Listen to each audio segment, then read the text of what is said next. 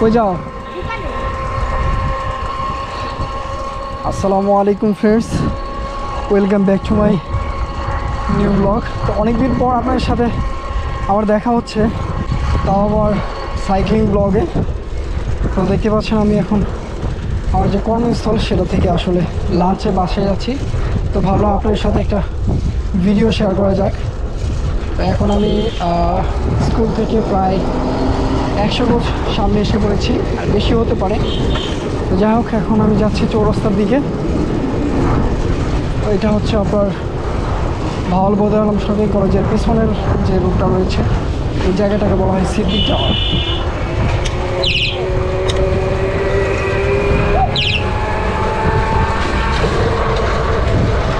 তো আজকে আপনাদের এই ছোটো গলি রুট ভিউ দেখাবো। তো চলুন আজকে ব্লগটি শুরু করা যাক।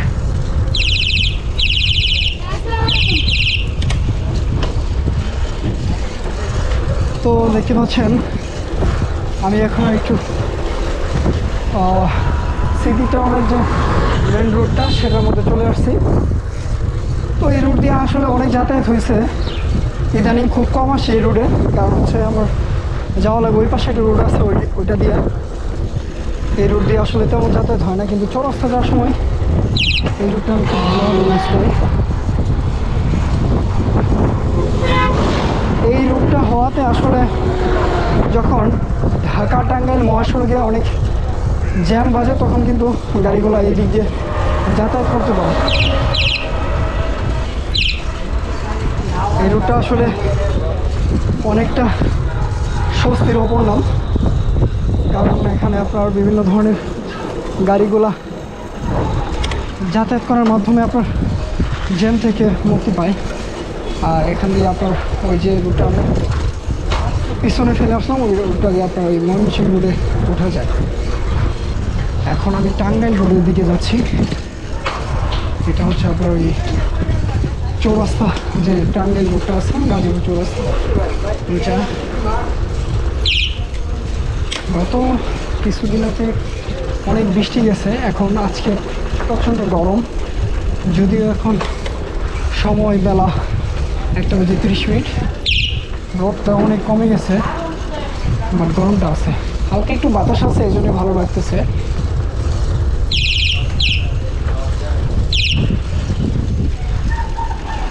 এই জন্য আর কি সাইক্লিং করতে ভালো লাগতেছে, গায়ে বাতাস লাগতেছে, পাশাপাশি রোডটা নাই।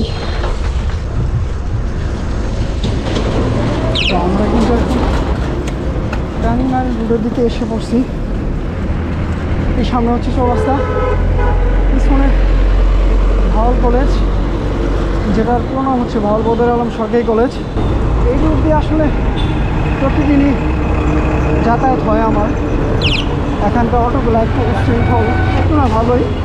আমার ডান পাশে যে রুটটা দেখতে পাচ্ছেন, ডান পাশে যে লেনটা আছে, ওটা দিয়ে প্রতিনিয়ত আপনার উল্টা চলে।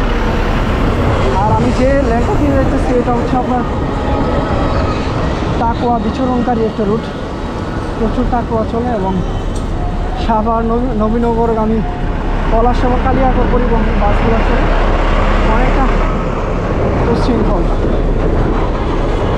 এই রুট দিয়ে যায়, সাবধানে একটু চলাচল করবেন, কারণ এখানে আসলে মারাত্মক কোনো অ্যাক্সিডেন্ট এখন পর্যন্ত আমি দেখিনি, তবে বেশ ক্ষয়ক্ষতি হয়।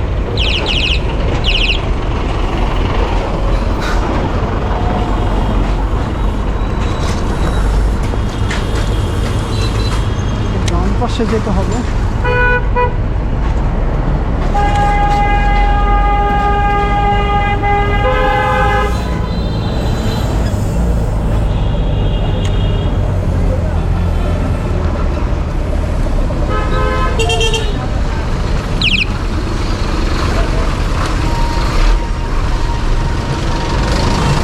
এখানকার অবস্থাটা অনেক বেশি খারাপ, আসলে কি বলবো, বলার মতো কোনো ভাষা নাই।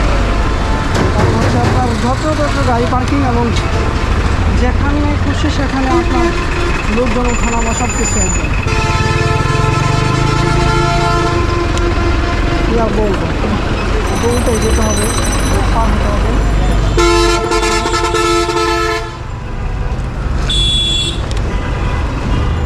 তো হচ্ছে চৌরাস্তার বর্তমান পরিস্থিতি।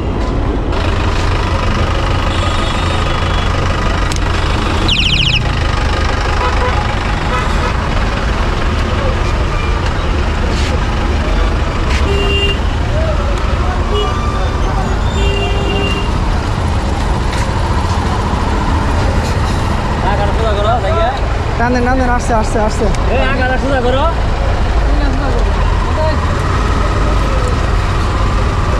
টানেন টানেন।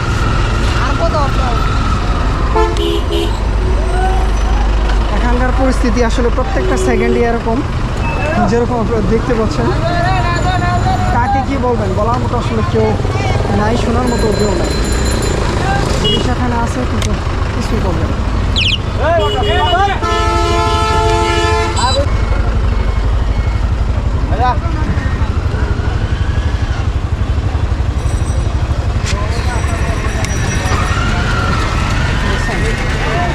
এখানকার পরিস্থিতি দেখলে মনে হয় আসলে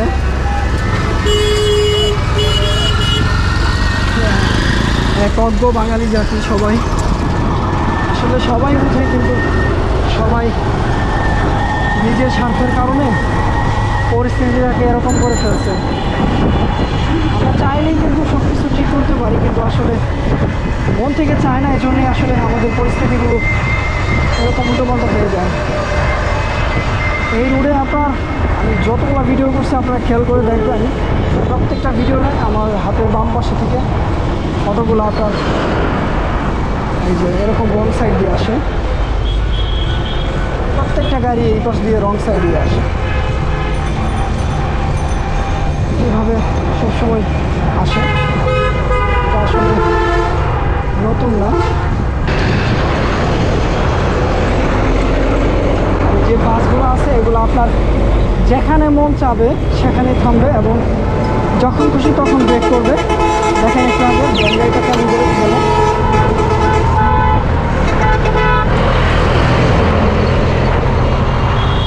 এখান দিয়ে আসলে যারা সাইকেল এবং মোটো রাইড করবেন তারা খুব সাবধানে রাইড করবেন। প্রচুর রিস্ক এটা দিয়ে রাইড করা। আমি আমার বাসার একদম কাছাকাছি চলে আসছি। এটা হচ্ছে আপনার চৌরাস্তা থেকে বেশি দূরে নয়, সাইকেল দিয়ে আসলে 2 থেকে 3 মিনিট লাগে সময়। রিক্সা আসলে 30 টাকার মতো ভাড়া পড়ে আর কি। আমি এখন বাম দিকে টার্ন করবো।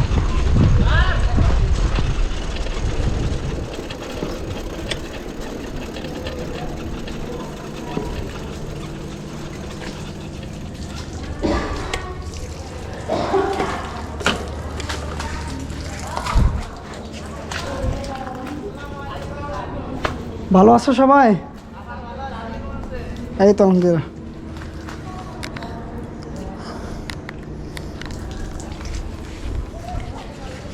আমি এখন সাইকেলটা নিয়ে ভিতরে যাবো আমার বাসার দিকে।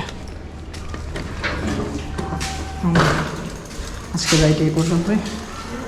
ব্লগটা কেমন হচ্ছে অবশ্যই কমেন্ট করে জানাবেন। যদি ভালো লাগে অবশ্যই একটা লাইক দেবেন, আর অবশ্যই আমার পাশে থাকবেন। আসসালামু আলাইকুম।